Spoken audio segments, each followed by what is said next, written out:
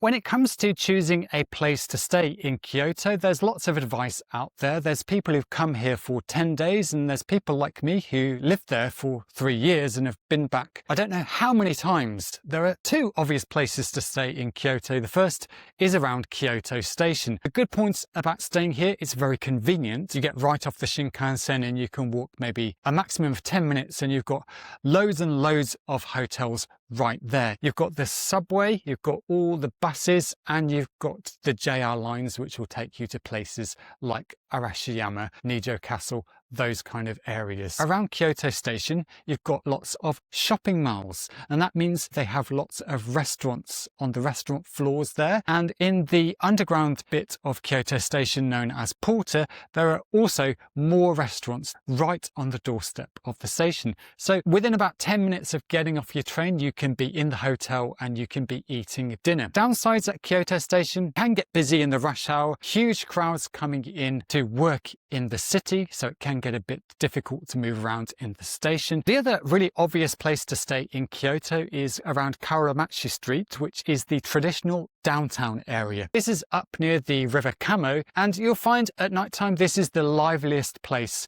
in Kyoto. There are lots of bars, restaurants, cafes, other kinds of eatery. The good points about staying up here is that it is very close to the Higashiyama area and also the Gion area, which is where all the maikos that you know as geisha will be walking around, if you can find them, of course. Got also a fair bit of good shopping up here, especially in the Teramachi Street and along Shijo Street. The downside of staying here is that it can get extremely busy, so sometimes with the crowds it can take you a bit longer than you'd expect to get from A to B. The other downside is it's not as well connected as staying around Kyoto Station. The subway runs a little bit north of this area, and if you want to get back to Kyoto Station, you're going to have to walk up there and then change trains at Kyoto Shakushamai, which is not the best solution for getting down to Kyoto. The most direct route is actually to take a bus.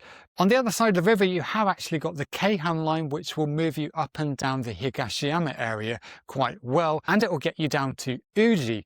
But I'd say that the Kawaramachi area isn't terribly good in terms of transport unless you're prepared to walk a bit or take a taxi. Now, if you're finding this video useful, then I'm sure you'll love my free insider email. I pack it full of Japan travel advice, destination recommendations, and also hidden gems that I don't normally talk about in my videos. And when you sign up, I'll also give you my free Japan Plan Launchpad, which shows you how to plan your trips in the exact same way that I do. So go and check out the pinned comment for the link to sign up, or you can scan the QR code on screen now. Let's go to the area that I would avoid if I were staying in Kyoto. That is anywhere in the Higashiyama area. The problem here is that traffic can get extremely bad. So if you're on the bus or in a taxi, you're going to find that you'll get delayed very easily. I wouldn't really want to stay over here too, because although it does have some places to eat, there's not quite the selection you'd get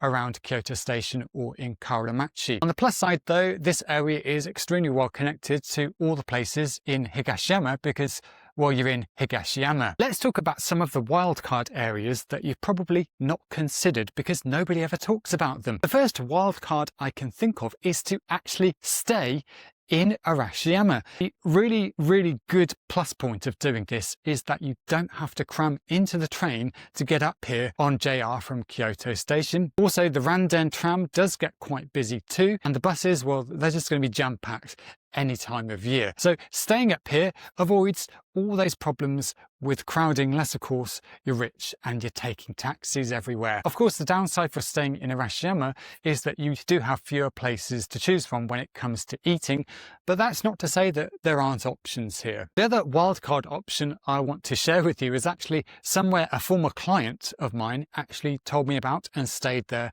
themselves. It looks like a resort hotel, but the key point is it's right up in the north of the city, sort of next to the forest and the mountains, but it's really close to Ginkakuji, or is it Kinkakuji? I can't get them straight in my head. It's the Golden Temple. The point about staying here is it's the same as what I said about staying up in Arashiyama. You're right there close to the Golden Temple, which means that you don't really have to worry about getting on the bus or the train to get up here quickly in the morning. The downside, of course, of staying up here in, well, kind of relatively the sticks of Kyoto is that you've got far fewer places to choose from when it comes to going out for dinner. So you're probably going to want to go back to the city centre for that. Okay, you're probably thinking at this point, well, where does Andrew stay when he goes to Kyoto? I mean, he must know some really good spots. Yes, I do, of course. First area that I really like is the Damachi Yanagi area, which is sort of at the top of the Keihan line, and it connects to, I think it's the Eisen Railway. It's right next to the river. There's kind of the delta, which is not too far away. Anyway, plus points, really quiet up here. Not so many tourists because there aren't so many hotels. You might need to stay in an Airbnb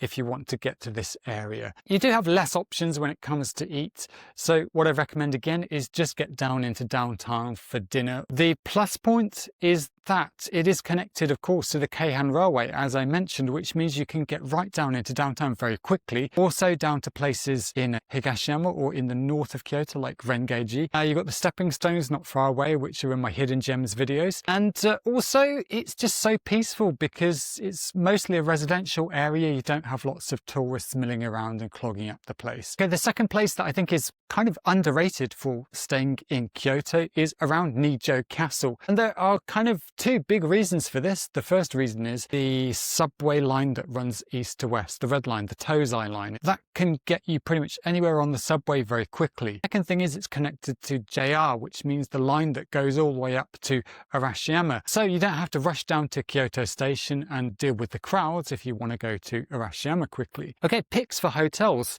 Comfort Hotel Toji. This is about 5 to 10 minutes walk from Kyoto Station. It's an easy walk, therefore, to the subway, Kintetsu line, or the JR lines, or the buses. It's kind of a little bit further away from Kyoto Station, so less busy, but you still have all of the eating options for dinner and lunch right there on your doorstep. I think it's a fantastic place. I love it. The other place I really like is the APA, or is it APA Hotel, which is right outside Kyoto Station. It's probably the most convenient yet reasonable value hotel that you can find in the area. I put links to all of these hotels and areas down in the description and pinned comment. Go check it out, and then go and check this playlist out up here, which is about all the hidden gems in Kyoto that nobody else is talking about.